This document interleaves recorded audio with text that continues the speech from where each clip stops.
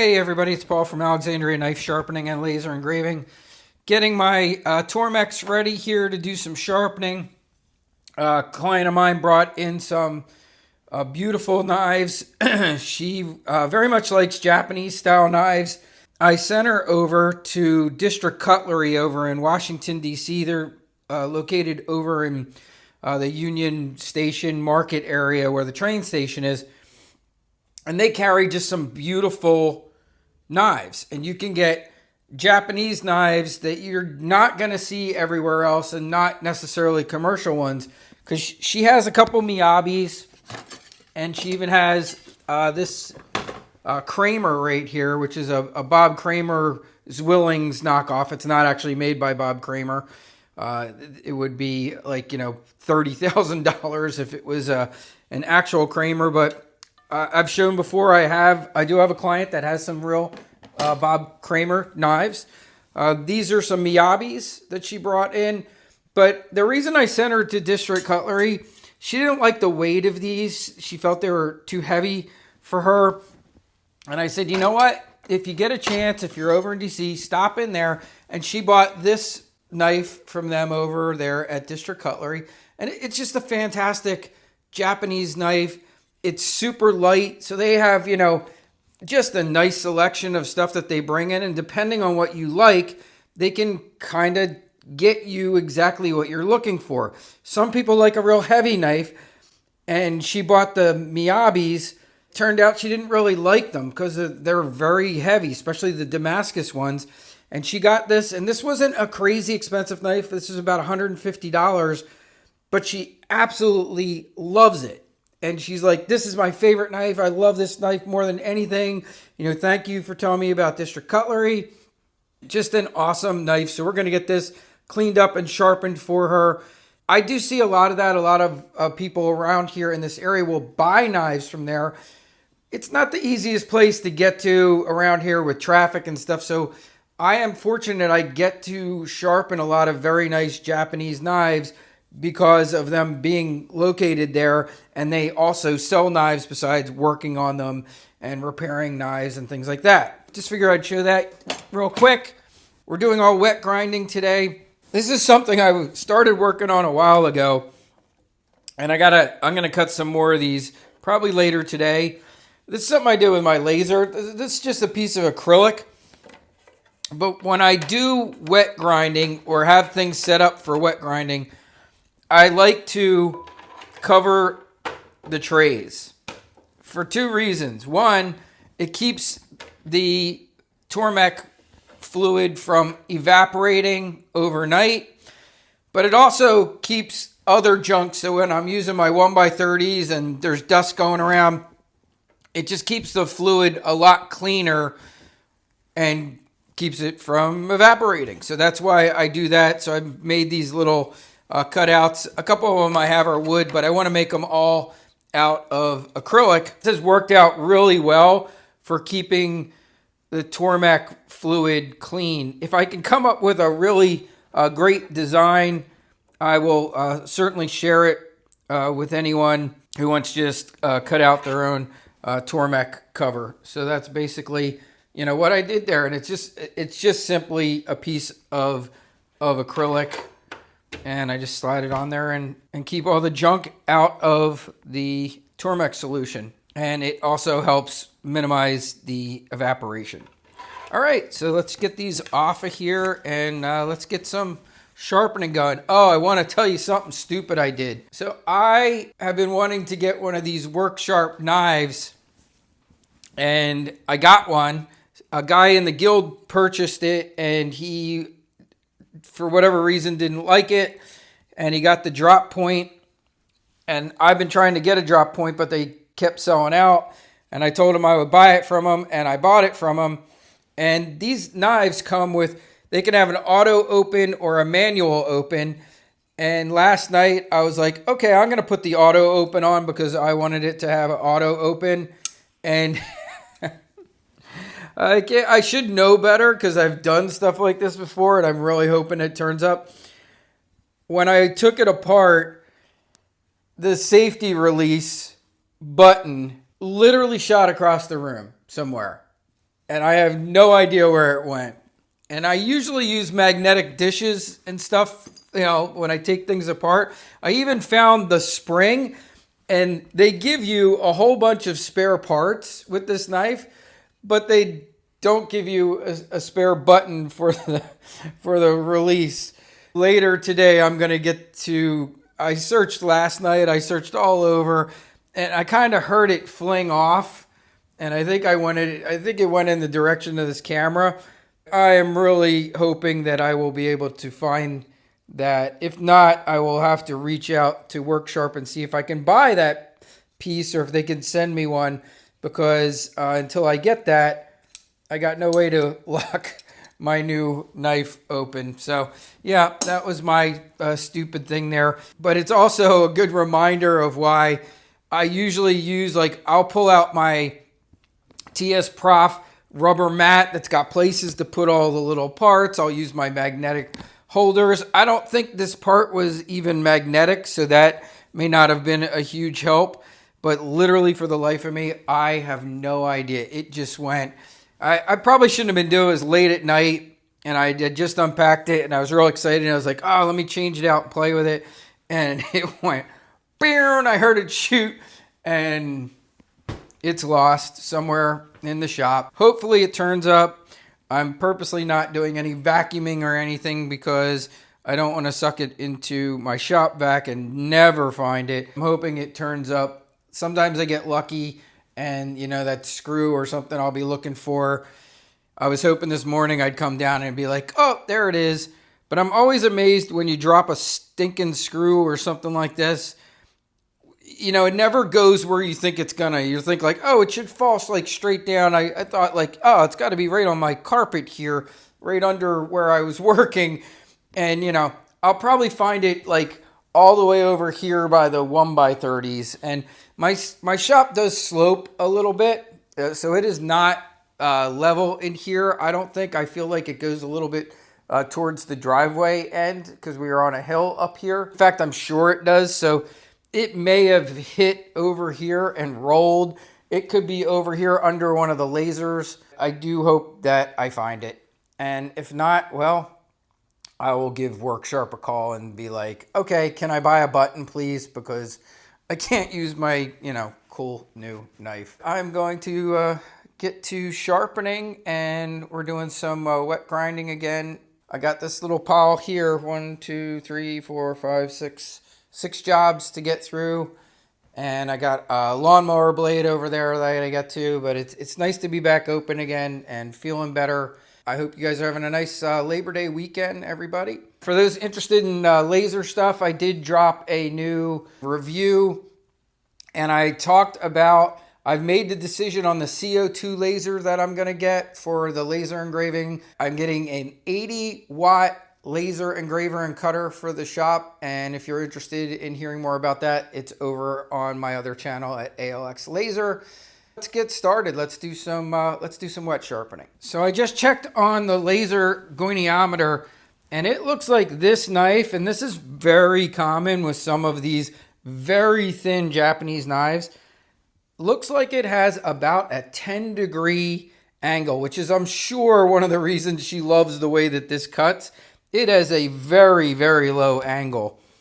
And we are going to just double check that and see how that looks. We're going to get this knife all squared away. It is very dull.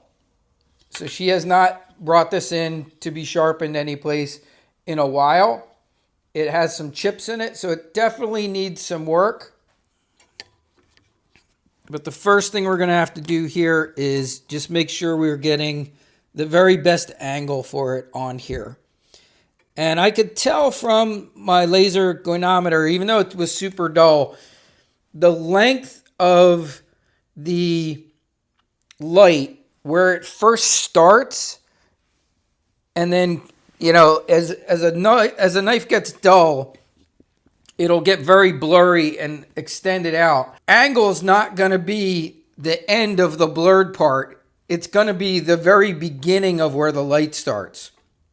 And it was around 10 degrees. So this knife's going to have a very low angle. You know, not uncommon with Japanese knives. You will see them 10, 11, 12, especially the very thin knives. It's not uncommon that they have an extremely low angle on them.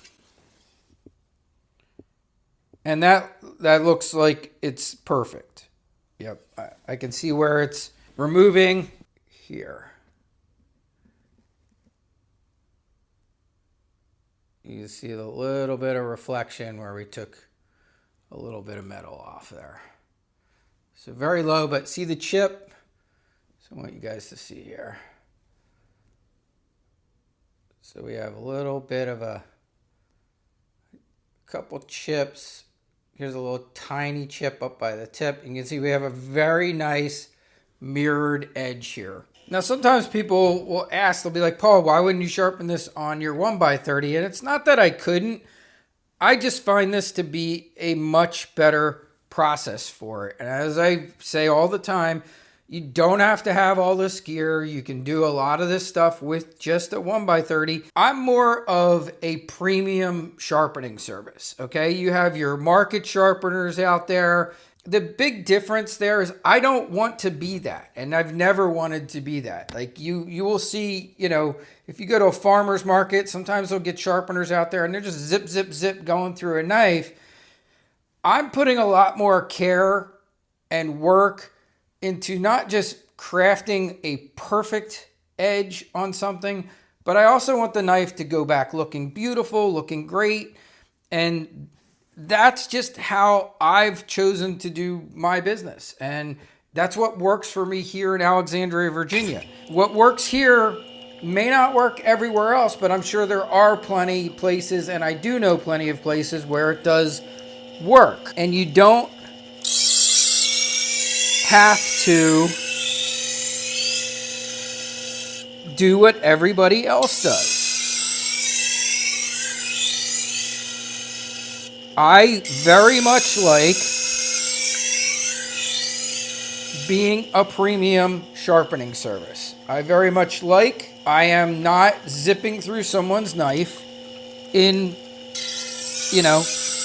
35 seconds.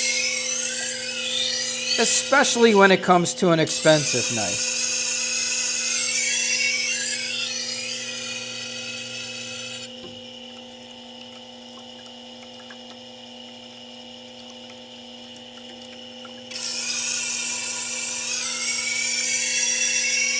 I'm starting to see the burr forming.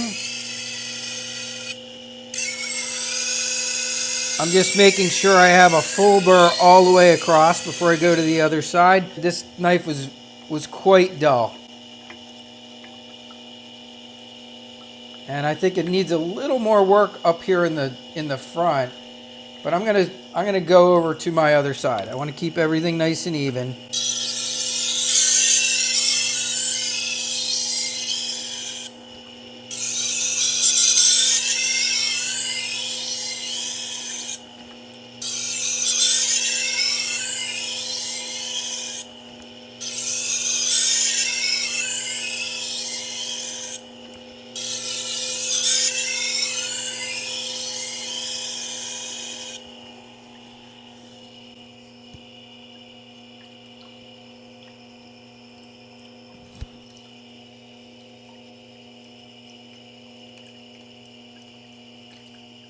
Now we're good, but there was a big chip down here, and that chip's still there.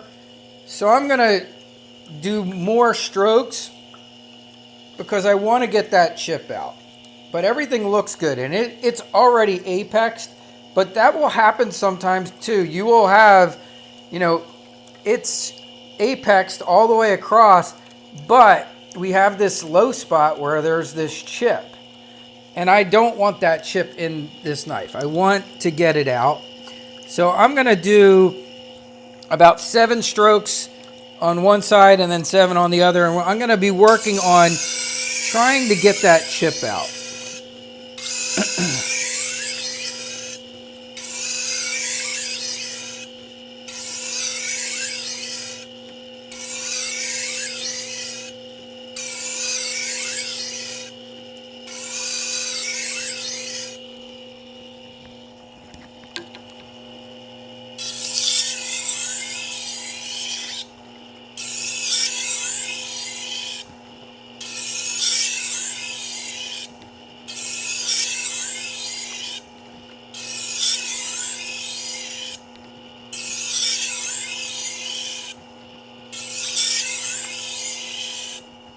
And it looks like our chip is gone. I am not seeing it anymore, so that's great. And this thing already feels razor sharp, and this is 250 grit right here. But we're in good shape. So we're just gonna jump right over to our next machine. This is my Tormek Black over here, 50th anniversary edition. You know, and some people are gonna say, hey, well, you know, couldn't you do it on a 1x30? You could, but let me show you the size of this bevel. Look at how tiny that is. I'm not sure if you guys can see. I am zoomed in, way zoomed in on my iPhone here. It is super tiny. Now, you know, can you sharpen this on a 1x30? Yeah, you could. But man, to try and maintain, I don't know how you would do it. Like, my 1x30s aren't capable of a 10 degree angle. They're not. My lowest angle I can get on my 1x30 is a 15 degree angle.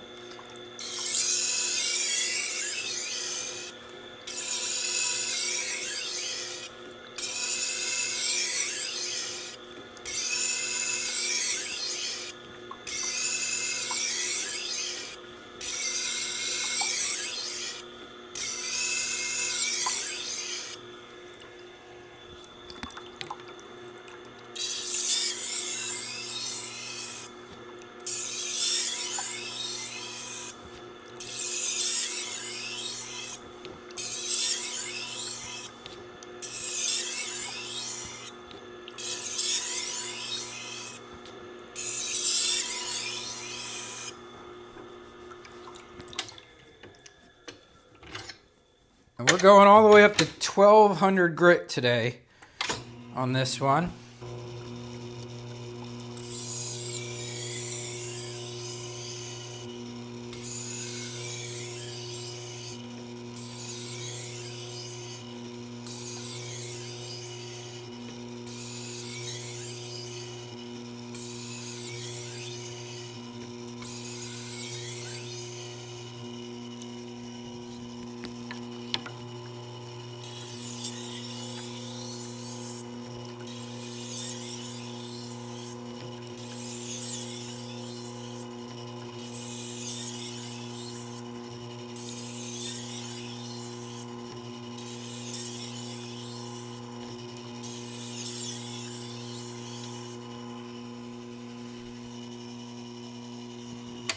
All right, so let's let's hone this baby.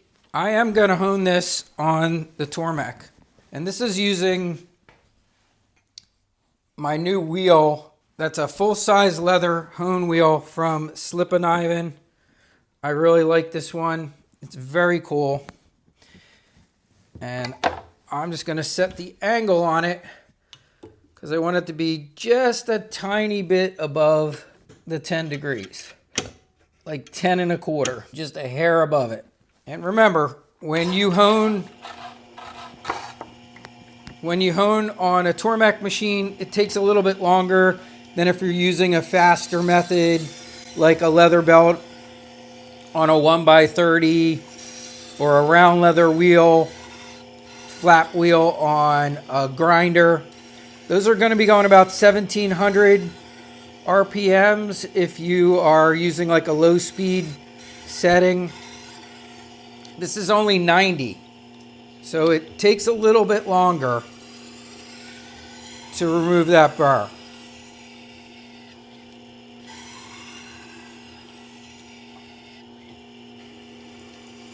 And generally you'll see it come off.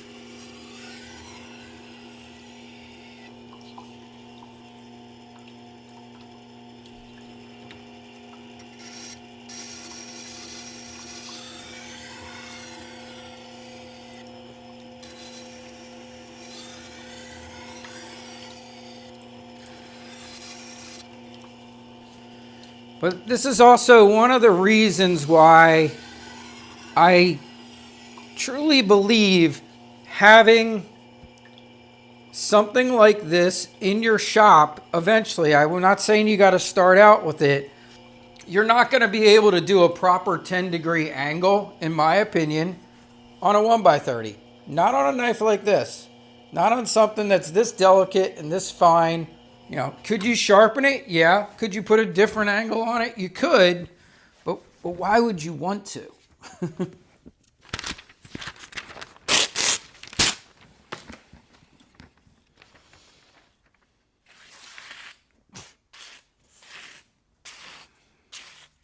It's just crazy sharp. Remirrored, looking beautiful.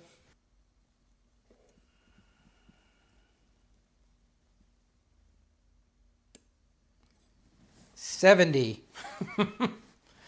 That is wicked sharp. You know, there's just a big difference between certain methods of sharpening. And yeah, you know, could you do this on a 1x30? You absolutely could. But, you know, this is true hair shaving, okay? You guys see that? Like, that's hair shaving sharp, all right? And you can actually see, like, yeah, I mean, I could completely shave my body with this if I wanted to. And that's why I particularly love these machines. And I just think it's a great option to have if you want to be a premium knife sharpening service. So in finishing up this knife, I threw it in a vacuum chamber. I just finished putting some linseed oil on it. You can see the little bubbles coming up. What it's doing is it's sucking the air out of the wood and allowing the linseed oil to penetrate even better. Now, it will not dry while it's in the vacuum chamber. So I will generally throw a knife in here for about 20 minutes to a half hour and let it remove all of that oxygen and let that linseed oil penetrate really well. Some people will submerge them. You can do that. What I found though is that you really need a lot longer drying time. And a lot of times these handles, they've already been stabilized before. So we're just trying to just kind of really perk them up a bit, get a nice penetration of the hardening oil. But it's not like we're stabilizing this handle for the very first time. What I have found works great, 20, 30 minutes in here, then take it out and then just wipe it down and let it air dry. And you will get incredible handles that are well treated and will stay waterproof for a really, really long time. And this is what I've done for years now. It works really well. I have two different vacuum chambers. This one's super affordable. This one's a great one. I do have this linked on my website that carries all the links to all the stuff I use in my shop. This one over here, I'll tell you, what I love about this one is it comes to pressure really fast because it's a lot smaller and you can see it's really long and tall. But this one was ridiculously expensive and I haven't seen them make this size chamber in a few years. So I would definitely recommend that you get this one over here because it's just as big. It's far cheaper in price and it works just as well. It just takes a little bit longer to come up to full pressure than the one I have over here. But I like both of them. And if I'm throwing a whole set of knives in, I can fit a whole bunch in here at one time. So just wanted to show you that. But that's part of my final process. And then I also will put a little bit of Japanese knife oil on the outside of the knife.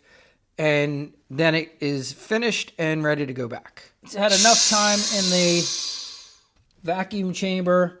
We should have good penetration of the oil. I'm going to dry off any remaining linseed oil that's on the outside here of that handle. And I'm just going to hang this to dry. And you can see it looks beautiful now. That wood looks great. We just got to give that some time to cure. And by the time she comes to pick these up, which will probably be on Tuesday, this is going to be in great condition. It's going to look great. It's going to be a nice hardened and water resistant handle on there. Okay, and for fun, let's do a cut test. I put a staple on this side just to hold the tube together, and I want to do Let's see if we can cut through both sides of this Uline catalog with this knife. That's just sick. Look at that. Yeah. Pretty cool. So your cut tests are important. Don't use thick material, guys. I'm just telling you, like, Uline catalogs are free. Go sign up for it. Get there. One Uline catalog practically lasts me a year. I have a couple of them around. They are literally, in my opinion, the best cut test media. Unless you want to take it up a level, then you can go do like my buddy Baz there in Australia. Get some cigarette paper. Super challenging. I got to remember to order some next time I'm on Amazon because that's just, that is the next level of stuff. But I keep seeing people cutting this like thick paper, this computer paper, and it doesn't give you the feedback. Also, when you're cutting, when you're doing your cut test, and if you haven't watched it, go watch my videos on how important doing your cut test is.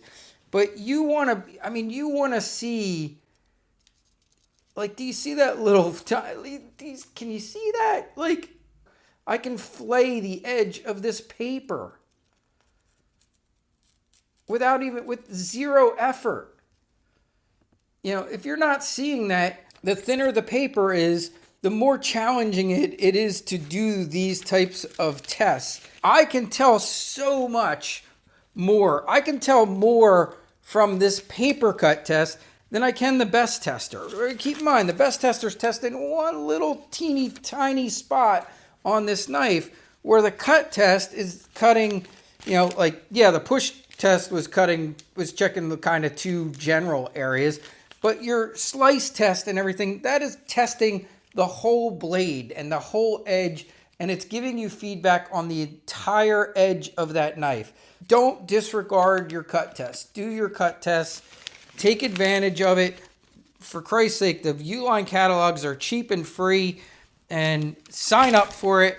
Get it delivered to your house the once or twice a year that it comes, and take advantage of it. They're also a great company because I buy, there are things I do get through Uline, plastic bags and all kinds of stuff. See, there's a ton of great stuff there that you can use. Like I said, you're going to see stuff in that Uline catalog that you might want to buy for your business because they are one of the best suppliers of all kinds of things that you need for business, bags and plastic and other things. And on top of it, their catalog is the very best cut media there is, in my opinion, available, that you will have and consistently have plenty of it, that it will last you one catalog, like I said, almost a year's use out of one catalog. This is what I look at, the difference of being premium knife sharpening service and just a general sharpening service. Yeah, a lot of places around the country, you can go into a local hardware store and get your knives sharpened. What's the real difference here? I would say when you're defining what you do and your sharpening service, you can be just a general sharpener. You can be a market sharpener. You can be in a shopping center. The difference to me is the quality, okay? I consider myself a premium sharpening service. When a knife like this comes in my shop, which deserves to be sharpened in a premium way, I am able to offer that premium service. That is also why people mail me knives, because they can't get this type of sharpening where they live. Maybe they only have a hardware store that uses a grinder, which, these things happen. I have people that go to kitchen supply stores. Many times I've had people come in and tell me they brought their knives to Sur La Table, which we have one here in Alexandria, and they do not like how their knives come back. I don't know what they're using to sharpen their knives in there, but I guarantee they're not doing this. They're not doing a 3-stone process up to 1200 or wet grinding, and they're not using a Tormek machine. They're not using a guided system. And like I always say to you guys, I'm not saying it's wrong to do it the other way. I'm just saying there's a difference between premium sharpening services and just general sharpening services. There's no way that a guy sharpening at a flea market or a farmer's market is gonna be able to do the things that I'm doing here in my shop. That's really the difference. You know, they don't, and some of it's because of time. They're not gonna take the time. So the next thing I'm gonna do is I'm gonna linseed oil her handle, which I already cleaned up. I already polished this handle with a Scotch-Brite buff on my Dremel just to clean it up and make it look nice. And now I'm going to treat it to make it more waterproof. And then we're going to leave this to dry. And I have this knife for the whole weekend. I'm closed on the holiday, and she dropped it off Friday, and she's not coming back for a couple days for it. She's going to be so thrilled when she gets this back that my customers don't mind waiting. They know that when they get their stuff back, it's going to be incredible. Now, I may not be for every person, and I get that. Some people might be like, all I want is my knife sharpened, and that's cool. And if that's what they want, there's plenty of places where they can go to get that kind of service. That is not what I do here. I offer a premium knife sharpening service. That's why I charge the prices I do. That's why I do not rush.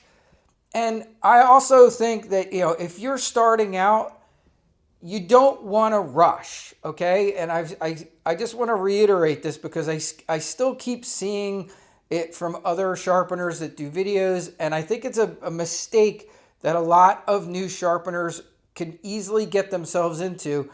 They are so focused on speed and not focused on quality. I can tell you, a market sharpener doesn't charge what I charge. And that's fine if that's what you want to be. If you want to be the market sharpener, go be the market sharpener. Charge your, $6, $7, $8 a knife, depending on where you're at. Maybe even get 10. But if you want to be a premium service, you can do that too. And that's a very big market depending on the area that you live in. And I'm fortunate that where I live, a premium service is valued and respected and wanted by the majority of my customers. And that's why I do what I do and how I do what I do and why I have the gear that I have. Just know we don't all have to be the same, but just because you see one creator out there doing something a certain way or me doing it a certain way, it doesn't mean my way's right and their way's wrong. I'm doing what's best for my business and my clientele. My clientele and my business may be very different than somebody else's business and clientele. Just trying to clarify that I offer a premium service, all right? And that's what I like, and I like that. I like that I'm not under pressure. I like that I can take my time. I like that I craft what I think is an incredibly perfect edge for each knife, and that I return something that I'm extremely proud of to give back to my customers. And that's why I have over 300 5-star reviews, and that's why my service is the way it is. So just wanted to share that with you all. And it's good to be back here in the shop. It's fun to be wet sharpening again. I haven't done that, like I said, in a while. I usually go dry. We're doing things wet. Have a great day, y'all. Hope you have a wonderful Labor Day weekend, and I will talk to you soon. Hey everybody, it's Paul from Alexandria Knife Sharpening and Laser Engraving. Just a quick request. Please like and subscribe to the channel if you have not done so yet. It is always super helpful, and it's free to do, and it's probably the easiest thing you can do to help the channel. If you like the content, is just make sure that you're always liking and subscribing or thumbs upping the videos that we produce here. Also, another reminder, I did split off the majority of the laser engraving stuff to its own channel. It's slowly starting to get some momentum over there, but those of you that have not done so, that do want to still see that content, it would be a huge help if you migrated over to the laser engraving channel and subscribed there as well. Only if you're interested in it. That's the main reason I did it. So if you're not interested in the laser engraving, then there's no need for you to go over and subscribe to the laser engraving channel, because that's why I separated the two. Also, don't forget, we do have memberships on the channel too. The nice perk to the membership is we have several discounts from different suppliers. If you are into knife sharpening or have your own knife sharpening business, we have real nice discounts from Super Grit. We have a discount from Slipakniven. We're working all the time to try and get more, to bring even more value to there. The other nice thing, at the highest level of the BESS 100 members, we also do monthly giveaways. We're in fact getting ready to do our next one coming up very soon. Have a great day, everybody, and thanks for doing that. And I appreciate you all, and I'll talk to you soon. So there's still time to join this month, to be in this month's drawing, because we will pull it on the 31st, and on September 1st, my wife Jen's going to pick the winners from the hat. I'll leave the links to all that stuff and more in the description of this video. Thank you again for taking the time to watch it. Have a great Labor Day weekend, everybody, and I'll see you soon.